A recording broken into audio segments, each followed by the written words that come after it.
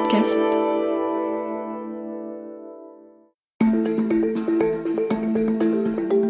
La conquête spatiale sert-elle encore à quelque chose ? Apparemment, lorsque l'on constate le regain d'intérêt croissant des grandes puissances vis-à-vis de l'espace proche et lointain. Prolifération impressionnante du nombre de satellites. Ils étaient 2000 actifs en 2019, ils sont maintenant 13 000 en orbite. Course à la Lune relancée. Les Américains et les Chinois veulent y envoyer de nouveau des astronautes. Rêvent d'aller sur Mars. Oui, la conquête spatiale des années 60 semble bel et bien relancée. Mais au fait, quels sont ces enjeux sous-jacents ? Pourquoi aller sur la Lune et sur Mars ? Sommes-nous aux prémices d'une guerre des étoiles ? La conquête spatiale, on en parle avec vous. Alban Guillaumard, bonjour. Bonjour. Chercheur en droit de l'espace à l'université Panthéon-Assas et au Collège de France. Vous coordonnez également le groupe Objectif Lune de l'Association nationale de la recherche et de la technologie. Alban Guillaumard, l'homme foulera bientôt de nouveau le sol de la Lune ? Tout dépend de ce qu'on entend par bientôt. Et on va avoir des précisions avec vous. On va développer tout ça, bien sûr, ensemble. Mais d'abord, on commence, comme chaque semaine, par un récit en archive. Et puis on se retrouve juste après. Je m'appelle Théophile Cossa et vous écoutez Le Temps de l'Actu, un podcast de l'INA et de l'université Panthéon-Assas. C'est parti. Qu'est-ce que c'est que ce problème ? Il y a un sujet un petit peu complexe pour le débattre en 2 minutes. Enfin, pardon, on n'est pas à l'université. Enfin, je veux dire, excusez-moi. Et le monsieur, qu'est-ce qu'il en pense ? The yes needs a no to win. Again the no. Réfléchissez bien. Et surtout, faites réfléchir autour de vous. Et j'attendais, je ne vous le cache pas, ce moment avec un peu d'impatience. Le temps de l'actu. La conquête spatiale, ça fait bientôt 70 ans qu'elle fait rêver l'humanité. 1957, le tout premier satellite de l'histoire vole en orbite au-dessus de nos têtes. Jamais à Moscou, Vedette n'aura bénéficié d'un tel déploiement de publicité. Le Spoutnik a fait recette et des affiches préparent déjà les moscovites au futur voyage dans la Lune. Ce Spoutnik, chacun voulait l'apercevoir. Et les préoccupations de la vie quotidienne passaient au second plan devant cette petite boule de métal qui se promenait dans l'espace. Mais c'est probablement en Amérique que Bébé Lune a fait le plus gros bip. Pas un de ces passages qui n'ait mis tous les centres d'écoute des États-Unis en alerte. Car dans ce contexte de guerre froide, s'il y a bien une nation qui regarde ça très attentivement, ce sont les États-Unis. Et le 21 juillet 1969...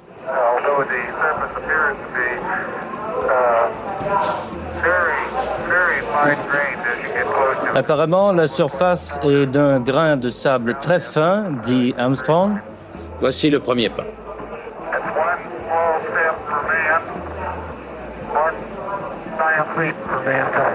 Un petit pas pour l'homme, mais un pas de géant pour l'humanité. Opération réussie, les États-Unis prennent la tête de la course à la Lune, qui va se poursuivre jusqu'en 1972 avec la mission Apollo 17. C'est la dernière du programme Apollo, mais il y aura certainement d'autres hommes sur la Lune. Oui, pas avant un quart de siècle en tout cas. Si vous voulez, à la fin du programme Apollo, il n'y a plus de matériel disponible, il n'y a plus de fusée, il n'y a plus de cabine Apollo. Le prochain programme, maintenant, ce sera une astronautique opérationnelle, c'est l'astronautique en orbite autour de la Terre. Mais pour la Lune, je pourrais vous dire que c'est fini, disons, pour les Américains, pour un quart de siècle. Et même beaucoup plus. Après 6 missions habitées vers la Lune, les États-Unis stoppent le programme Apollo, trop cher, moins populaire. Et pour que la Lune redevienne tendance, il va falloir attendre près de 50 ans. En 2013, une sonde chinoise se pose en douceur sur le sol lunaire. Ça n'était pas arrivé depuis 1976 avec la sonde soviétique Luna 24. Et puis, le 3 janvier 2019... La face cachée de la Lune, photographiée et transmise depuis sa surface, une grande première. La Chine vient de réaliser ce que personne n'avait osé faire auparavant. L'exploit est immédiatement diffusé sur tous les écrans du pays. C'est une grande fierté. La Chine occupe déjà une position de leader dans les sciences et technologies. C'est vrai aussi au plan militaire, la Chine va devenir une nation superpuissante. La Chine, une nouvelle grande puissance dans l'espace. Sujet de France 3, toujours en 2019. Si la Chine fait aujourd'hui la course à l'espace dans le peloton de tête, elle est partie avec des décennies de retard. Le premier satellite n'est lancé qu'en 1970. Le premier vol habité remonte à 2003, 42 ans après Gagarine. Mais aujourd'hui, c'est bien la Chine qui entraîne les autres. Le fait de réussir des choses compliquées, et se poser sur la Lune, c'est compliqué, leur donne un statut géopolitique de nation importante, de nation qui compte. Et peut-être que l'arrivée progressive de la Chine sur la Lune va relancer les ambitions américaines vers la Lune aussi. Et effectivement, ça ne va pas manquer. Avec l'arrivée au pouvoir de Donald Trump, la course à la Lune reprend. Depuis, Donald Trump veut placer son pays sur orbite, avec comme objectif de planter à nouveau le drapeau américain sur la Lune, avant d'autres pays. Les Américains n'aiment pas être à la traîne, de toute manière. C'est pour ça qu'ils sont toujours en réaction. Ils ont été en réaction avec les Russes dans les années 60, et là, ils sont quand même en réaction avec la Chine. Et le 16 novembre 2022... 3, 2, 1... Back to the moon and beyond. Vers la Lune et au-delà. 7h27 du matin, heure française. Le décollage de la mission Artemis illumine le ciel de Floride. Pour ce vol, seul un mannequin bardé de capteurs se trouve dans la capsule, un test grandeur nature.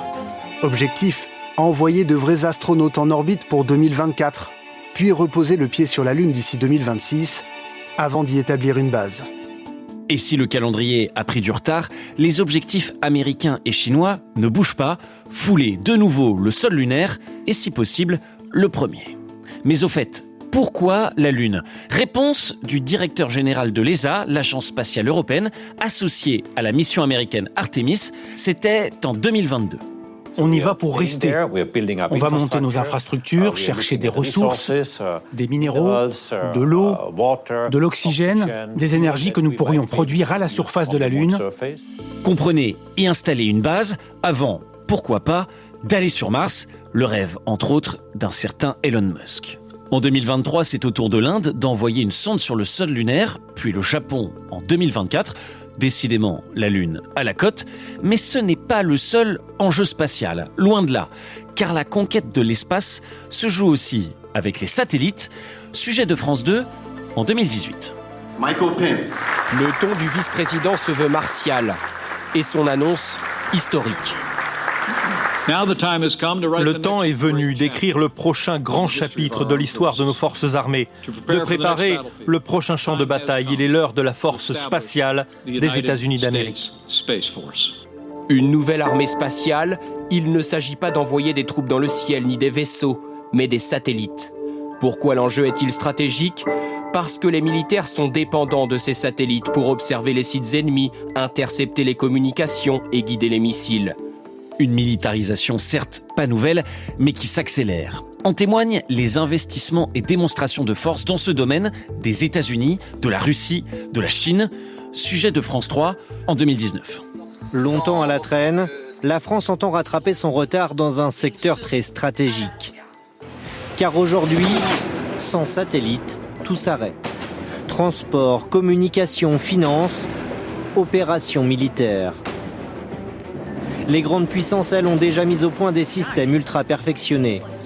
Les Chinois ont fabriqué ce bras articulé, en théorie pour enlever les débris, mais surtout capable de prendre la main sur un autre satellite. Les Russes ont mis en orbite un kamikaze, programmé pour détruire d'autres satellites.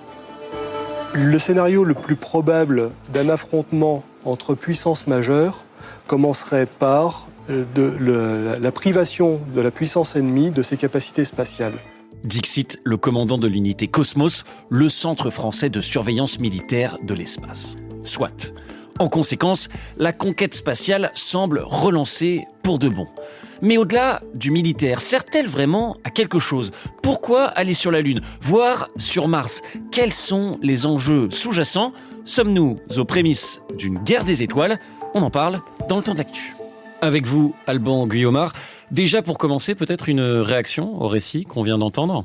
Le panorama proposé illustre bien cette transition entre un XXe siècle spatial très marqué par la guerre froide et l'opposition URSS-États-Unis, et puis cette transition progressive justement vers le XXIe siècle avec cette arrivée de nouveaux acteurs, ou en tout cas le renforcement de participation privée aux efforts spatiaux, plus qu'à la conquête spatiale, qui est un paradigme quand même très 20e siècle.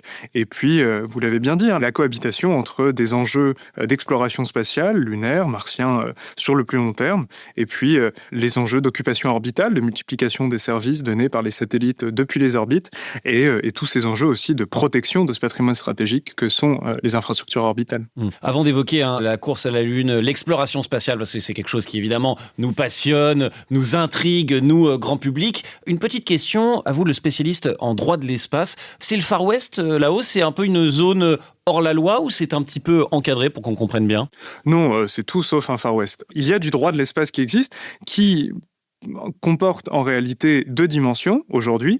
Une dimension de traités, des traités internationaux conclus entre les États pour l'espace extra-atmosphérique. Très essentiellement, ça implique que, l'espace extra-atmosphérique est un espace international non appropriable, article 2 du traité de l'espace.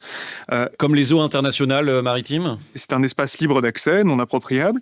Et ensuite, toute activité qui est conduite dans l'espace se fait sous la responsabilité d'un État, en l'occurrence l'État de lancement qui autorise et supervise des activités spatiales lorsqu'elles relèvent d'entités non gouvernementales. Donc, l'acteur principal de la supervision, du contrôle des activités qui sont conduites dans l'espace, c'est l'État.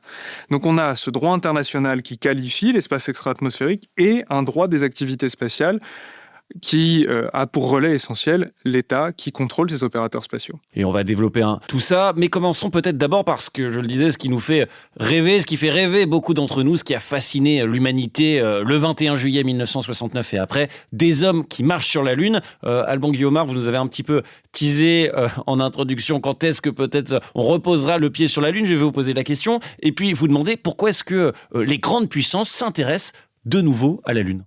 Alors, pour bien comprendre pourquoi est-ce qu'on s'intéresse de nouveau à la Lune, il faut quand même revenir un peu à Apollo et ce grand programme phare de la guerre froide spatiale. Il faut quand même se replacer dans l'époque. On est en plein cœur de la guerre froide, on a une opposition entre l'URSS et les États-Unis qui se joue sur des compétences stratégiques, notamment dans le domaine du nucléaire militaire, et en particulier du nucléaire balistique. Et au fond, une fusée, c'est une des motivations principales pour lesquelles l'URSS et les États-Unis se lancent dans la conquête spatiale à l'époque. C'est parce qu'on a une production finalement commune de ce qui est à la fois un missile balistique potentiel et une fusée spatiale. Sur cet enjeu militaro-scientifique, on a ce que moi j'appelle le bal des grandes premières qui a lieu à partir de Spoutnik et qui se poursuit avec l'envoi de premiers êtres vivants, l'envoi de premiers humains, et dont le summum est effectivement ce soir de 1969 où Apollo 11 voit les premiers pas d'un homme réalisés sur la Lune. Ce programme, toutefois, à l'époque, Apollo, en tout cas, vise pour l'essentiel les enjeux de prestige national dans la course à l'espace. Du soft power. Du soft power, mais très, de moyens très hard. Mais toujours est-il que l'enjeu principal, c'est effectivement, en tout cas c'est comme ça que les États-Unis se projettent, d'arriver avant les Soviétiques sur la Lune et de conduire quelques missions sur place, missions scientifiques, même si en réalité la seule mission qui a vu un personnel réellement scientifique à bord, c'est Apollo 17, donc la dernière, qui avait emporté, si ma mémoire est bonne, un géologue. Toujours est-il que ce programme Apollo, c'est on y va, on fait des expériences, on s'en va.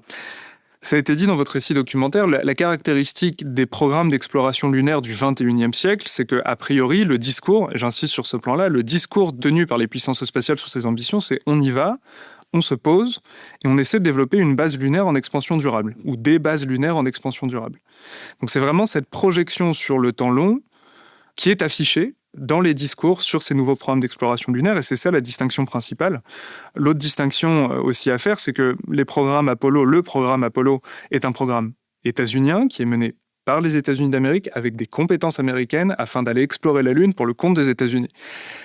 La nouveauté aujourd'hui, c'est qu'il y a une dimension de coopération. Un des intervenants du récit documentaire parlait d'astronautique coopérationnelle, et c'est vraiment ça la dimension nouvelle des programmes lunaires du XXIe siècle, c'est l'aspect coopération. Sur le programme Artemis, par exemple, l'ESA, l'Agence spatiale européenne, est associée, de près ou de loin en tout cas, avec les Américains sur ce programme Artemis, je crois. Pas que l'ESA. En réalité, l'ESA, oui, participe la dimension exacte de la participation de l'ESA est en cours de redéfinition suite à quelques troubles dans leur relation spatiale transatlantique.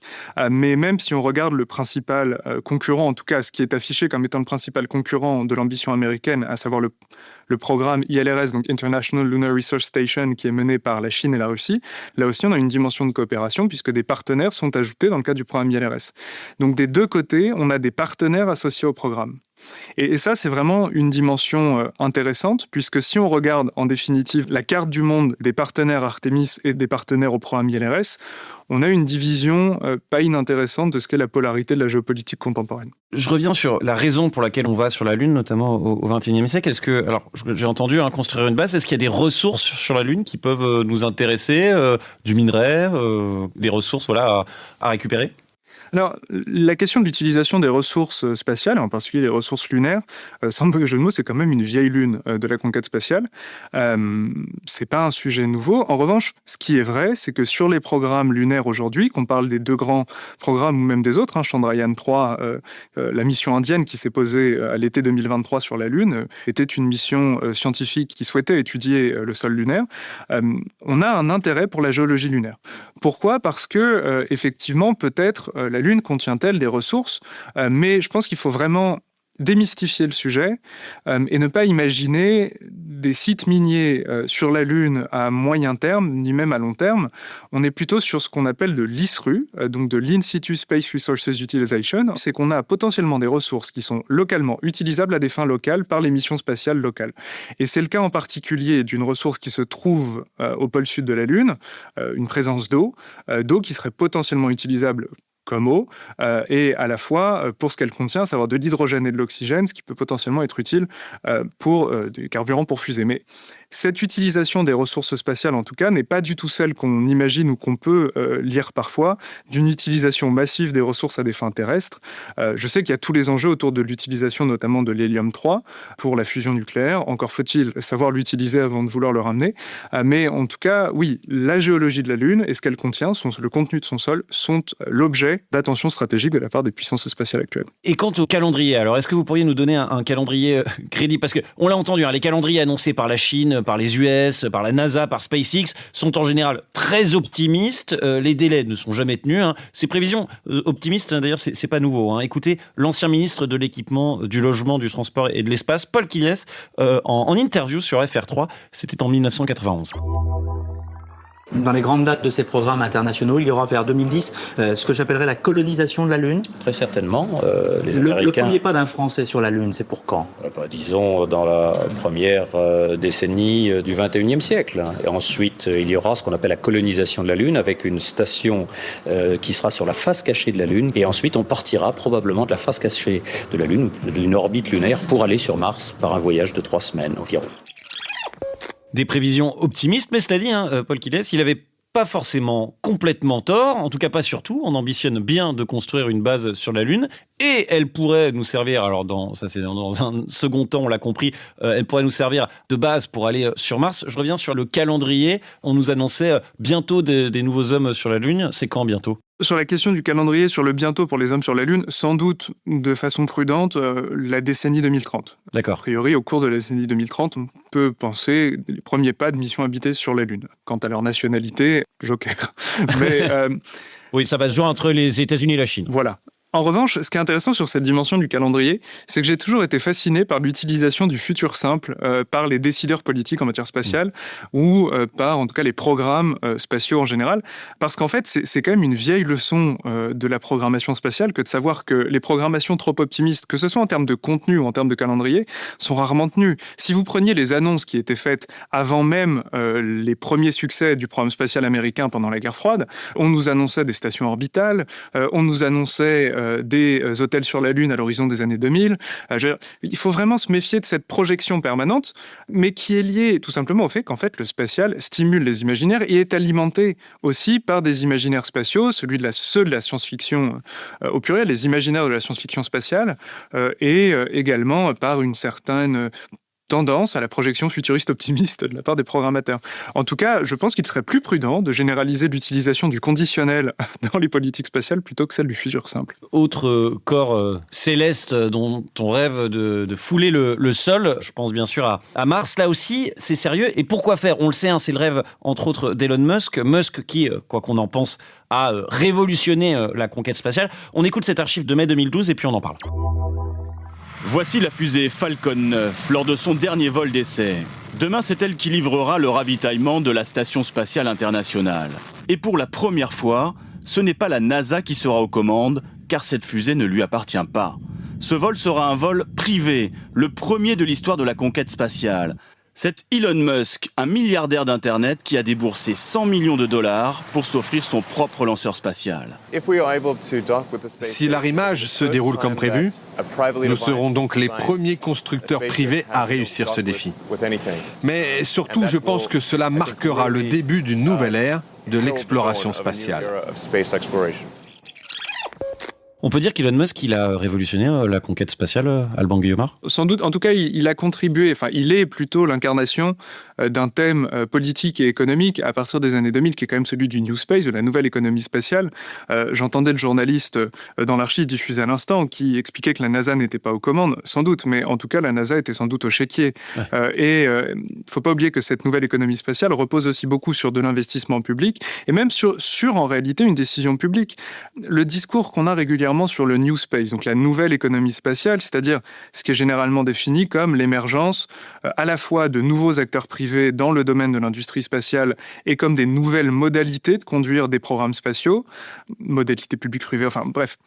Toute cette reconfiguration de l'économie spatiale, il ne faut pas oublier qu'en réalité, elle s'inscrit dans le temps long et que dès le début de la conquête spatiale, dès les années 60-70, en réalité, on a des signes annonciateurs que sur le long terme, de toute façon, ce sera un secteur économique pas complètement lambda, mais qui pourrait potentiellement être normalisé sur le plan de ce qu'on entend comme étant un secteur économique dans une économie capitaliste. Donc oui, Elon Musk contribue à renouveler, plus que révolutionner, je dirais, a contribué à renouveler le domaine spatial, à la fois sur le plan technologique, mais aussi sur le plan de la communication et même de l'imaginaire programmatique en matière spatiale. Néanmoins, il faut replacer cet événement-là dans le temps long. Il en est où en ce moment avec sa fusée Starship, hein ? Il en est où dans cette conquête de l'espace ? On le sait, il était très proche de Donald Trump il y a encore un an. Maintenant, les deux hommes sont brouillés. On a un peu du mal à suivre quel rôle il joue aujourd'hui. Alors, ce qui est intéressant, c'est d'observer que SpaceX est engagé à la fois sur des enjeux d'exploration spatiale lointaine, donc de la Lune potentiellement vers Mars sur le plus long terme. Oui, ça d'ailleurs, je ne vous ai pas posé la question, mais fantasme ou réalité ? Mars, on veut toujours y aller, ça peut se faire C'est ce qu'on appelle la politique du Moon to Mars, qui est affichée dans les discours programmatiques d'exploration, et notamment de la NASA. Et de mémoire, je crois que dans son discours d'investiture en 2025, Donald Trump avait évoqué Mars comme étant la destination naturelle de la destinée manifeste américaine vers l'espace. Mars, on y est déjà allé en fait avec des robots. Oui, avec des robots. On continue à explorer avec des robots Mars. La question, c'est est-ce qu'on enverra des missions habitées vers Mars ? Bon, commençons déjà par réussir à retourner sur la Lune, puis on parlera de Mars après. Mais en tout cas, voilà, observez qu'Elon Musk est engagé sur le domaine de l'exploration spatiale, dans le cadre du programme Artemis, pour lequel il développe le Starship. Starship qui est un méga lanceur, un lanceur lourd, très lourd, qui cherche à augmenter la charge utile qu'on peut emmener vers la Lune, donc sur la quantité qu'on peut déposer sur le sol lunaire. Bon, quelques retards techniques tout de même affrontés par le Starship, qui, si la boutade m'est permise, pour l'instant a parcouru 250 km des 344 000 restants, et qui sans doute y arrivera pas. Peut-être par la suite. En tout cas, il est sérieusement concurrencé dans ce domaine-là par une autre fusée, d'une autre compagnie, d'un autre milliardaire, qui est le New Glenn, de l'entreprise de Jeff Bezos, Blue Origin, et qui lui aussi est engagé sur cette dynamique d'exploration lunaire états-unienne. Et parallèlement à ça, et c'est là que c'est important de le noter, c'est le Falcon 9 qui était mis en avant dans l'archive documentaire. De 2012, oui. Elon Musk est engagé dans le spatial orbital. Alors justement, on va en parler. Un chiffre dingue, je le disais en introduction, 2000 satellites actifs en 2019. Ils sont maintenant 13 000 en orbite, plus 440%. 60% d'entre eux sont des satellites Starlink. En gros, des satellites d'Elon Musk. Ça paraît complètement fou. Statistiquement, oui. Maintenant, dans les faits, c'est une constellation de télécommunications placée en orbite, constellation dont le gigantisme était annoncé dès le début, donc ça n'est pas non plus surprenant qu'on envoie, en tout cas qu'on ait un tel nombre de satellites actuellement en orbite du fait du lancement de Starlink. Mais c'est vrai que c'est assez monumental et ça pose quand même des questions à la fois de congestion orbitale, d'occupation des orbites et même sur le long terme d'encombrement, de surcharge. Ça pose des questions par la suite de possibilité même de lancer autant de constellations. On l'entendait dans le récit documentaire, d'ailleurs, il y a effectivement cette course à la Lune, cette exploration spatiale, vous l'avez dit, mais le gros de la guerre des étoiles, si je puis dire, elle se joue avec les satellites. Et là, effectivement, on identifie tout de suite les enjeux qui se trament en orbite autour de la Terre. Aujourd'hui, sans satellites, grosso modo, on ne fait plus rien ou plus grand-chose, que ce soit dans le commerce, dans la finance, dans les télécommunications ou dans le militaire. Tout se joue avec les satellites. Effectivement, les satellites en orbite servent essentiellement des missions de télécommunication, de géolocalisation et d'observation de la Terre. Et sur ces 3 aspects, ils se sont rendus indispensables. Ou plutôt, si on a une vision un peu plus honnête des choses, on s'en est rendu dépendant. On ne peut plus faire sans. Il y a une légère nuance entre indispensable et dépendant, mais on est dépendant en tout cas d'infrastructures spatiales. Elles constituent un patrimoine stratégique à protéger, à préserver, ce qui explique d'ailleurs les engagements de certains États sur des stratégies spatiales de défense, protéger ce patrimoine stratégique qu'est l'espace extra-atmosphérique et les objets spatiaux qu'on y envoie. Et c'est ce qui explique aussi l'affermissement stratégique d'un certain nombre d'États, et notamment de la France qui dispose depuis quelques semaines d'une stratégie nationale spatiale, qui a été présentée d'ailleurs, fait intéressant, lors de l'inauguration du siège du commandement de l'espace à Toulouse, mi-novembre 2025. Donc on voit bien qu'on a d'une part une réalité. Oui, nous dépendons d'infrastructures spatiales dans un certain nombre de besoins quotidiens, ne serait-ce que pour nos auditeurs, qu'ils imaginent un monde sans télécommunications, sans géolocalisation, sans météo, sans l'ensemble de ces connexions satellitaires inconscientes qu'ils réalisent au quotidien. Oui, effectivement, ça a un poids dans la vie quotidienne des sociétés à l'échelle globale. Et donc, au-delà de cette réalité technologique, on a également une réalité politique qui est que, du fait de l'importance qu'ont pris les satellites, des États affermissent leur stratégie sur le sujet. Il y a 3 entreprises européennes qui viennent d'annoncer, Thales, Airbus, Leonardo. Leonardo, c'est le géant italien de la défense et du spatial, qui ont tout récemment annoncé vouloir collaborer pour créer, je cite, un géant du satellite européen. En gros, l'objectif est clair, c'est concurrencer Starlink, c'est ça ? C'est ce qu'on appelle le projet Bromo, effectivement, vous l'avez dit, c'est Airbus, Thales et Leonardo qui souhaitent fusionner leurs activités satellitaires dans le contexte, effectivement, d'une concurrence accrue sur le domaine des satellites, et en particulier des satellites de télécommunication et le monde des méga constellations de satellites comme Starlink. L'objectif, c'est effectivement de renforcer l'écosystème spatial européen et également, nous disent ces 3 entreprises, d'accroître les capacités d'innovation pour peser dans le marché spatial mondial. Il s'agit d'un enjeu de souveraineté avant tout ? Pour nous, Européens, le développement d'une industrie spatiale européenne, c'est de la souveraineté, tout ça ? L'Europe, en réalité, n'est pas du tout déclassée dans la concurrence spatiale internationale. Qu'est-ce qu'on appelle, il faut l'expliquer à nos auditeurs, qu'est-ce qu'on appelle une puissance spatiale, fondamentalement ? En fait, la définition n'a pas tellement changé depuis la guerre froide. Une puissance spatiale pleine, c'est celle qui est capable de fabriquer des lanceurs, fabriquer des satellites, lancer les satellites, les opérer. Et parfois les faire revenir. Donc l'Europe n'est pas déclassée en matière spatiale. Il faut quand même leur dire, on a des compétences, on a des savoir-faire, on sait les mobiliser. Tout l'enjeu, c'est justement de les préserver. Et à ce titre, le mois de novembre va connaître un événement majeur qui est la ministérielle trisannuelle de l'Agence spatiale européenne, l'ESA. L'ESA qui a son sommet pendant lequel les États membres vont prendre des décisions budgétaires et programmatiques importantes qui vont conditionner les actions de l'agence sur le sujet. En somme, je dirais que l'Europe spatiale, les Europes spatiales en réalité, puisqu'on a l'ESA et l'UE, les Europes spatiales sont en voie d'affermissement stratégique. Quand on regarde le contexte géopolitique actuel, très instable, la Russie qui nous menace directement, la Chine qui se développe à vitesse grand V dans le spatial, les Américains dont on ne sait plus bien s'ils sont encore nos alliés ou pas, selon vous, et je terminerai là-dessus, est-ce qu'une vraie guerre des étoiles, une guerre dans l'espace, est en préparation ? C'est en tout cas par ce prisme-là qu'a été abordée l'annonce de la stratégie nationale de la France, à savoir que si guerre il devait y avoir à l'échelle mondiale, elle commencerait sans doute dans l'espace. Tout l'enjeu justement pour l'Europe dans ce contexte tendu, dans ce contexte géopolitique tendu, d'une part, vous l'avez dit, l'affermissement des ambitions chinoises et parallèlement le trouble dans la relation transatlantique, tout l'enjeu pour l'Europe, c'est de conserver une autonomie stratégique en matière spatiale. Cette autonomie stratégique nous permet d'avoir un modèle spatial qui n'est pas nécessairement aligné ni sur l'intérêt d'un bloc, ni sur l'intérêt de l'autre. Donc, est-ce qu'une guerre de l'espace aura lieu ?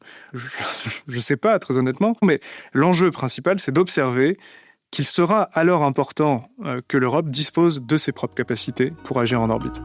La conquête spatiale de retour, refoulera-t-on bientôt le sol de la Lune? Ira-t-on un jour sur Mars? La guerre des satellites a-t-elle déjà commencé? On a les cartes en main, en tout cas, pour y voir plus clair. Grâce à vous, Alban Guillaumard. Je rappelle que vous êtes chercheur en droit de l'espace à l'université Panthéon-Assas et au Collège de France, coordinateur du groupe Objectif Lune de l'Association nationale de la recherche et de la technologie. Merci beaucoup d'avoir été avec nous. C'était Le Temps de l'actu, un podcast de l'INA et de l'université Panthéon-Assas. Si ce podcast vous plaît, abonnez-vous, mettez des étoiles, des commentaires et parlez-en autour de vous. Et moi, je vous dis salut et à la semaine prochaine.